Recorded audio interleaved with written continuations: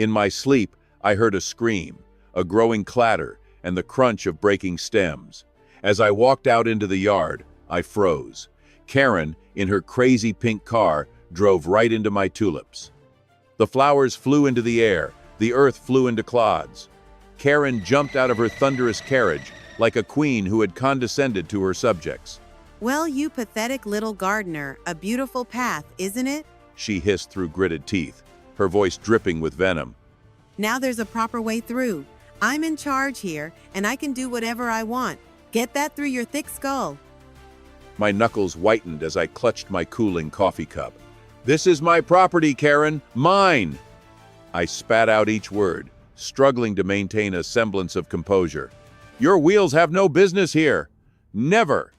She snorted like a pig. Oh, what a tragedy. Someone's delicate sensibilities offended by a few measly tulips. Her eyes narrowed, blatant malice glinting within them.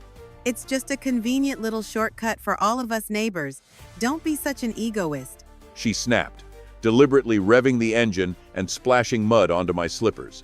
I took a deep breath, trying to quell the tremor in my voice. "Karen, I'm asking you politely but firmly. Do not drive through my garden. It is private property."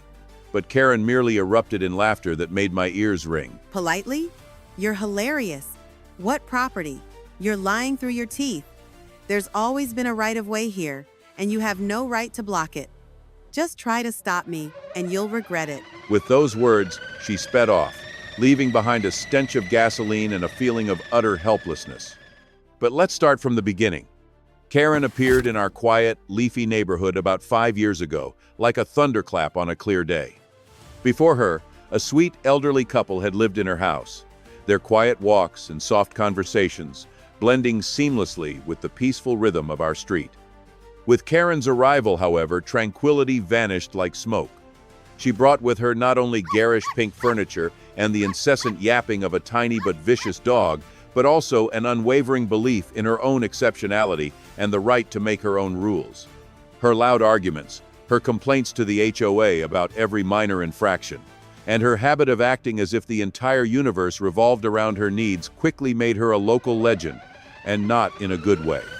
The fuchsia golf cart appeared in her life about a year ago and became her latest obsession. At first, it seemed like a harmless quirk of an eccentric neighbor. She used it for trips to the local supermarket or visits to friends, invariably accompanied by blaring 80s music from a portable speaker. However, over time, the regular roads apparently became too mundane for her. Whether out of laziness or a heightened sense of self-importance, Karen decided that traffic laws and conventional routes were not for her. And that's when my quiet, well-tended garden caught her eye as the perfect, unfenced shortcut. After yet another incursion into my flower bed, I spent the following week in tense anticipation, transforming into a watchful observer. Every one of her brazen acts, every time her pink monstrosity trespassed onto my territory, was ruthlessly documented by my vigilant security cameras. I gathered evidence of her impunity, her contempt for my rights, knowing that the moment of reckoning was inexorably approaching. And when her shameless maneuvers recurred, when I once again saw those muddy tracks defacing my hard work, I knew it was time to act. My response was meticulously planned, executed with cold fury. I purchased sturdy metal lattice gates, an impenetrable barrier in the path of her audacity. But revenge should be not only effective but also elegant. I adorned them with climbing roses whose delicate buds concealed a cunning trap, strong wire capable of deterring an unwelcome guest. The evening twilight witnessed my painstaking work as I, holding my breath, installed this obstacle at the entrance to my garden, as if erecting a fortress against a barbarian. On Monday morning, as if by cruel irony, Karen once again burst into my garden on her rattling golf cart, this time with redoubled fury. Her pink battering ram slammed into my new gates with a deafening screech of metal. She jumped out of the vehicle, her face contorted in a mask of rage, her hair disheveled.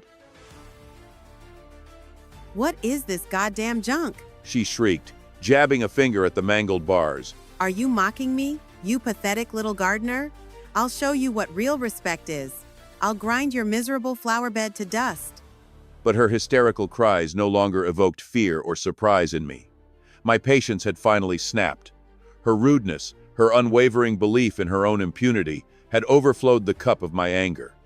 The next day, with icy calm, I secured strips of razor-sharp spikes, cleverly concealed beneath the mulch, right in front of the gates. My plan was simple and brutal: to teach her a lesson she would never forget. The night was surprisingly quiet, but just before dawn, I was awakened by a familiar metallic clanging.